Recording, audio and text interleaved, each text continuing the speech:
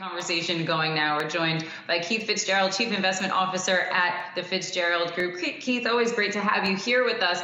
So I want to start with some of these reopening trades. As I had mentioned at the top of the show, we just saw with this past holiday weekend, TSA screening, essentially the level of passengers that we haven't seen since the pandemic hit, which obviously gives a lot of optimism for the reopening of the economy. Curious to know how much upside still remains for some of those reopening trades as we get out of this pandemic.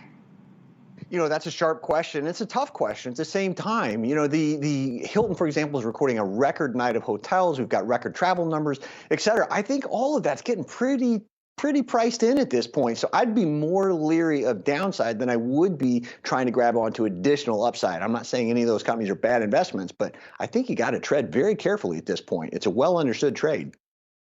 Hey, Keith, Brian Chung here. So what are the sectors that you're watching right now? It seems like, obviously, we've been talking about frothy asset valuations for seemingly months now. Are there still opportunities for investment at this point from your vantage point?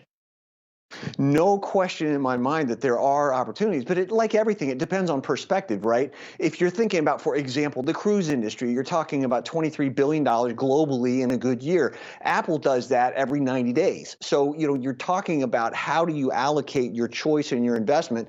Every person going on a cruise carries some sort of Droid or Apple or other smartphone. So to me, it's a picks and shovels issue. There's plenty of opportunity, but valuation is a tricky issue. So then I'm seeing, obviously, some of the picks that you have. So, let's just make this very clear for everyone, because I think that this growth versus value narrative debate, whatever you want to call it, has been one that we've been talking about quite a bit, not just on this show, but on a lot of our coverage here at Yahoo Finance. And I think so many people, they're seeing days like today, the NASDAQ is in the red. Tech sector, we keep seeing rotations out of that sector. Are you viewing all of these as buying opportunities? Oh, absolutely. I think that anybody going away from tech right now isn't paying attention to what's going on in the world around us. There is not an industry on the planet. It doesn't matter whether you're talking about gas stations, racetracks, big tech, small tech, Home Depot. There's not an industry on this planet that is not going to be significantly impacted by digitalization. So if you're walking away from tech right now, you could be potentially making the mistake of a lifetime. And Keith, today is a day that's ending in day, so of course we have to talk about cryptocurrencies. I know that you're keeping an eye on Ethereum. There's been so much volatility in just the asset class broadly, but what do you see in that specific cryptocurrency? Well, Ethereum's interesting. It's like kind of the Amazon of the crypto world. It's the engine that powers everything. So, I'm a newcomer in this space. I was against it for a long time. But when the institutions started moving in earnest earlier this year, I went too. I'm getting my handed to me with Bitcoin, just like a lot of people are. But Ethereum, I think, still has a long way to go because of the fact that it is an engine. What about Dogecoin? I have to ask. But I have to ask. We can't ignore it anymore. Its market cap is huge now. So many people are getting involved in Dogecoin. Some folks are saying, look, honestly, it's just speculation and gambling at this point if you are getting involved in a meme-based crypto, but we can't ignore it anymore. So I have to ask, what do you think about Dogecoin? Well, I hope I'm smart enough to figure it out. This is why I watch your show and why it's a privilege to have this conversation. I don't know the answer to this, but I do know, to your point, that I do have to have a piece of it because the world is going that way. I think it's going to distributed finance. To use a Wayne Gretzky metaphor, that's where the puck's going. So love it or hate it, high or low, I don't know, but I do have to own some of it.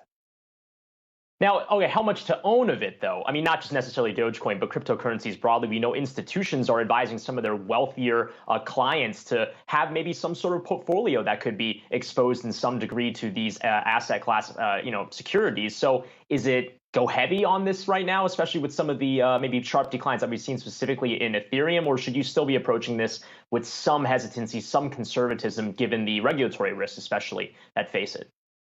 I'm in the latter camp. I think, we spent a lot of time looking at this, thousands of hours of computing time, trying to figure out the optimum sort of allocation, if you will, to cryptocurrency. To me, it's about 0.5% of your overall assets. But even then, it's walk in a little at a time. You don't just buy it and set it and forget it because it's still too volatile. There's still too much we don't know.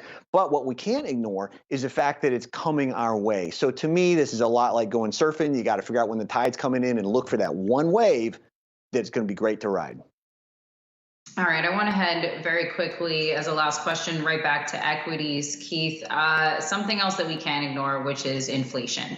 And we have some folks that are very much in agreement with the Fed that the inflation moves are 100% transitory. And yet we have some other folks that come on this show that say the Fed is looking at some charts that they are only they are privy to, that they're seeing data completely differently.